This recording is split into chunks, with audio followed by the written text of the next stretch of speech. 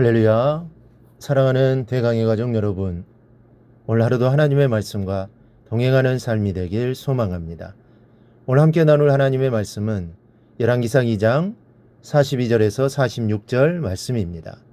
왕이 사람을 보내어 시므이를 불러서 이르되 내가 너에게 여호와를 두고 맹세하게 하고 경고하여 이르기를 너는 분명히 알라.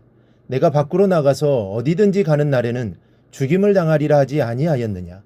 너도 내게 말하기를 내가 들은 말씀이 좋으니이다 하였거늘 네가 어찌하여 여호와를 두고 한 맹세와 내가 내게 이른 명령을 지키지 아니하였느냐. 왕이 또 시므이에게 이르되 내가 내 마음으로 아는 모든 악 곧 내 아버지에게 행한 바를 내가 스스로 아나니 여호와께서 내 악을 내 머리로 돌려보내시리라. 그러나 솔로몬 왕은 복을 받고 다윗의 왕위는 영원히 여호와 앞에서 경고히 서리라 하고 여호야다의 아들 분하에게 명령하매 그가 나가서 시므이를 치니 그가 죽은지라. 이에 나라가 솔로몬의 손에 경고하여지니라. 아멘.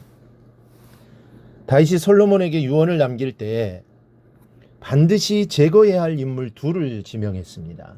하나는 요압 장군이고 또 하나는 시므이입니다. 요압은 군사를 장악한 군대 장관이면서 자기 마음에 맞지 않으면 왕명도 거역하는 자였습니다. 하지만 그의 세력이 워낙 막강하다 보니 다윗도 쉽게 그를 제거할 수가 없었습니다.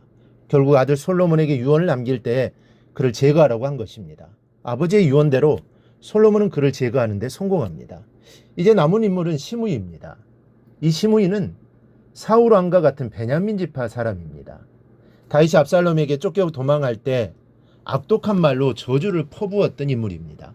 하지만 다윗이 황궁할 때 용서를 빌어 목숨을 건졌습니다. 그는 베냐민 지파 사람들을 선동하여 솔로몬 왕에게 치명타를 가할 수 있는 인물입니다. 또 상당히 지혜롭기도 한 자입니다. 때문에 다윗은 솔로몬에게 그를 반드시 제거하라고 유언을 남겼습니다. 오늘 말씀 36절 7절을 보면 솔로몬이 그를 불러 이렇게 말합니다. 왕이 사람을 보내어 시므이를 불러서 이르되 너는 예루살렘에서 너를 위하여 집을 짓고 거기서 살고 어디든지 나가지 말라. 너는 분명히 알라. 내가 나가서 기드론 시내를 건너는 날에는 반드시 죽임을 당하리니 내 피가 내 머리로 돌아가리라. 예루살렘을 벗어나는 날에는 너는 죽임을 당할 것이다. 하지만 예루살렘에 집을 짓고 평안히 살아라. 절대로 기드론 시내를 건너지 말라. 그런 이야기입니다. 기드론 시내를 건너지 말라고 한 것은 기드론 시내는 유다 지파, 베냐민 지파 영토를 구분짓는 예루살렘 동편의 경계입니다. 이렇게 함으로 시므이를 예루살렘에 감금을 시킨 것입니다. 솔로몬이 그렇게 한 이유가 있습니다. 시므이는 그의 고향인 베냐민 땅 바후림에 살고 있었습니다.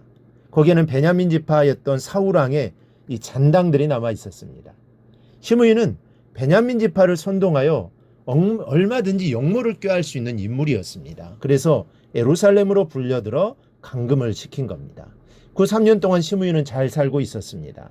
그러나 어느 날 문제 하나가 발생합니다. 자신이 거느리고 있던 2명의 종이 아기스에게로 도망을 친 것입니다. 이 사실을 알게 된 시므이는 자신이 직접 나귀를 타고 아기스에게로 가서 2종을 데려오는데 성공을 합니다. 그런데 문제는 그가 예루살렘을 벗어나는 것을 누군가가 발견하고 솔로몬에게 사실을 고했습니다. 결국 46절에 보니 여호야다의 아들 분하에게 명령하며 그가 나가서 시므이를 치니 그가 죽은지라. 이에 나라가 솔로몬의 손에 경고하여지니라 라고 있습니다. 이 분야야 장군을 보내어 시므이를 죽였습니다. 여러분, 시므이의 어리석은 행동을 보십시오. 그가 죽임을 당한 것은 3년 전 솔로몬의 한 명령을 어겼기 때문입니다. 그는 분명히 예루살렘에 감금당한 죄인입니다.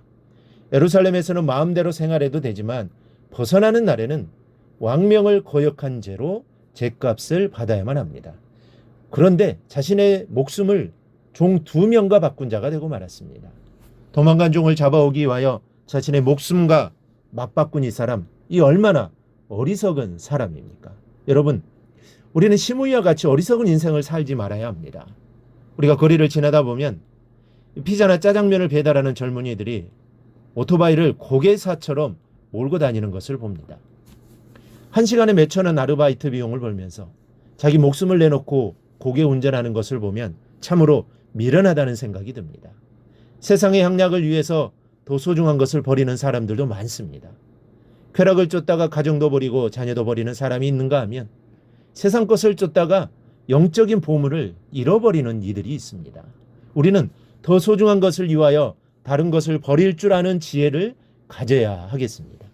영혼의 보물을 얻기 위하여 세상 것을 버릴 줄 알고 믿음을 위하여 더 소중한 것을 포기할 줄 아는 여러분이 될 수 있기를 바랍니다. 그리고 오늘 본문을 통해 솔로몬의 모습을 마음에 새겨야 합니다. 솔로몬은 다윗의 유언을 그대로 성실하고 지혜롭게 처리했습니다. 그리고 이로 인해 나라가 솔로몬의 손에 견고하여졌습니다. 이는 곧 하나님의 사람이 자기에게 주어진 사명을 어떤 자세로 감당해야 하는가를 보여주고 있습니다. 우리도 하나님이 맡겨주신 사명을 최선을 다해 그리고 성실하고 지혜롭게 감당해야 합니다. 기독교 역사에서 아프리카 선교의 개척자로 불려지는 리빙스턴이 말했던 바 하나님의 사람은 그의 사명을 다하기 전에는 죽지 않는다라는 말은 참으로 옳은 말입니다. 성도 여러분, 모두가 이 말씀을 마음에 새기고 살아가기를 바랍니다. 그래서 실제 여러분이 일해야 할 사명의 현장에서 여러분 모두가 하나님의 사람으로서 하나님이 주신 사명을 끝까지 또 성실하게 감당하기를 바랍니다. 그리하여 하나님의 영광을 온전히 나타내는 복된 삶을 살아가기를 주님의 이름으로 축원합니다. 오늘 묵상한 말씀을 굳게 잡고 삶으로 실천하며 살아내는 대강의 모든 성도들이 되기를 축복합니다.